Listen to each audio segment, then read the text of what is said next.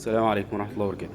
دي ليلة وترية وهي ليلة الجمعة. الإمام ابن رجب الحنبلي قال إن لو وافقت ليلة وترية ليلة الجمعة في الليالي العشر فهذه أرجى ليلة أن تكون ليلة القدر.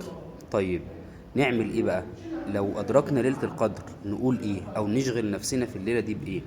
رقم واحد إن إحنا نصلي التراويح في المسجد، اللي ما ملحقش التراويح يصليها في البيت. طب لو في امرأة حائض تعمل ايه؟ تقرأ القرآن، تذكر الله عز وجل، بس تقرأ القرآن من غير المصحف، ينفع من موبايل عادي.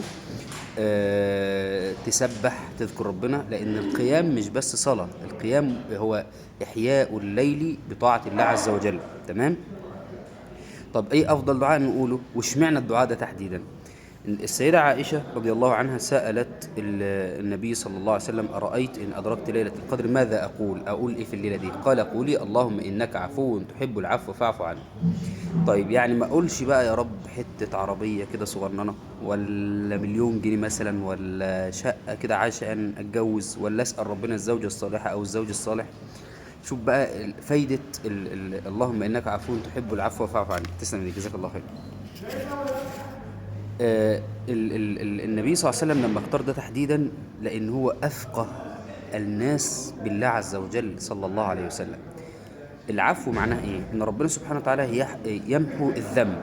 خلاص الصحيفة بتاعتك ما بقاش فيها الذنب، وبعدين ينسيك الذنب وينسي جوارحك الذنب. مش احنا يوم القيامة ربنا سبحانه وتعالى يختم على الأفواه وتشهد الأيدي والأرجل والجلد والسمع والبصر، وقالوا لجلودهم لما شهدتم علينا. خلاص كل ده نسي، ما بقاش موجود. وينسي الحفظة الذنب، يعني الجريمة اللي انت عملتها، الذنب اللي انت عملته كأنه لم يكن، ولا يعاتبك على الذنب، بعكس التوبة والمغفرة. احنا شرحناهم قبل كده. تمام؟ يبقى دي افضل حاجة. طب ايه المشكلة ان انا اقعد ادعي شوية بالدنيا بالصحة والعافية والحفظ؟ شوف بقى الفقه بقى فين. الله عز وجل يقول: فقلت استغفروا ربكم إنه كان غفارا يرسل السماء عليكم مدرارا ويمددكم بأموال وبنين ويجعل لكم جنات ويجعل لكم أنهارا.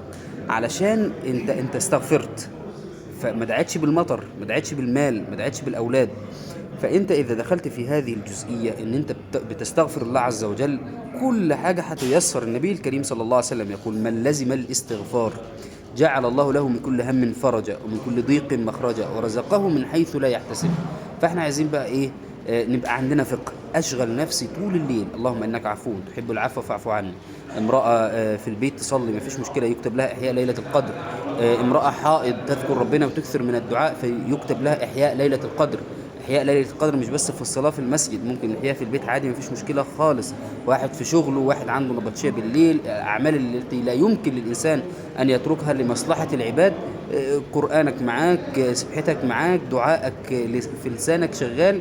نسأل الله أن يبلغنا وإياكم ليلة القدر، اللهم أمين يا رب العالمين. يا ريت نوصل الكلام ده لكل حبايبنا علشان ربنا سبحانه وتعالى يقبلنا في هذه الليلة المباركة ويكتب لنا أجر كل من أحيا هذه الليلة. اللهم آمين. السلام عليكم ورحمة الله وبركاته.